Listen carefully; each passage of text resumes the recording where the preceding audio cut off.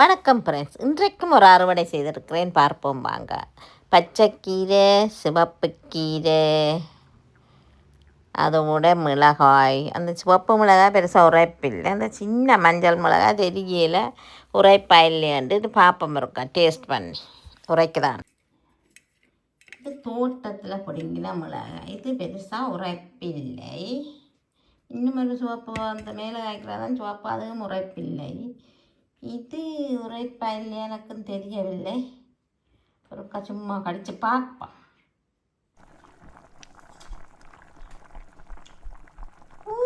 இது சரியான உரைப்பு.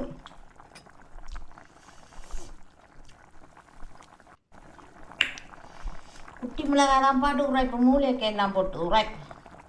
இது குட்டி மிளகாய் தான், பையங்கிற உரைப்பு. சின்ன மிளகாய் எவ்வளோ கேரமாட்டு பயங்கர உரைப்பு. சிலர் சொல்லிச்சுன்னா இப்போ தமிழக உரைப்பு இல்லைன்னு, அதனால் கடித்து பார்த்தேன். ஆனால் உரைப்பு தாங்க முடியவில்லை. உரைப்பு போகவே நேரம் தெரியலுது, அவ்வளோ உரைப்பு இந்த மிளகாய். ஒரு மிளகாய் போட்டாலே காணும் கறிக்கு. கீரையை கழுவி வச்சுருக்கிறேன் வெள்ளைக்கறி வைக்கிறதுக்கு.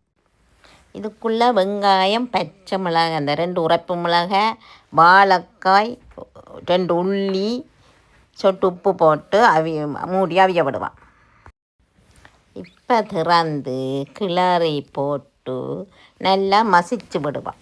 நல்லா மசிச்செடுக்க வேணும், அப்போ தான் கடையிறன்னு சொல்லி வேணும். நல்லா கடைஞ்செடுத்து நல்லா அப்படி குத்தி குத்தி கடைய வேணும், அப்போ தான் அது மை மாதிரி வரணும். கீரியல் வாழைக்காய் எல்லாம் மசிய வேணும். மசிஞ்ச பிறகுதான் பால் விட வேணும். இப்போ நல்லா கட்டி தேங்காய் பால் விடவா விட்டுட்டு கிளறி போட்டு அவிய விடுவோம். கொஞ்சம் கொதிக்க வேணும், 2 கொதி வர வேணும்.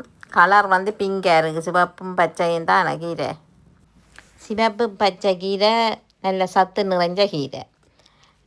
ஓடி போய் தோட்டத்தில் பிடிங்கி கொண்டு வந்து கீரை கறி சமைச்சு வச்சிருக்கிறேன், ரெடி ஆகிட்டு. இனி சோத்தோடு சாப்பிட நல்லா இருக்கும். எல்லோரும் தோட்டம் செய்து ஃப்ரெஷ்ஷாக சமைச்சு சாப்பிடுங்க. நன்றி, வணக்கம்.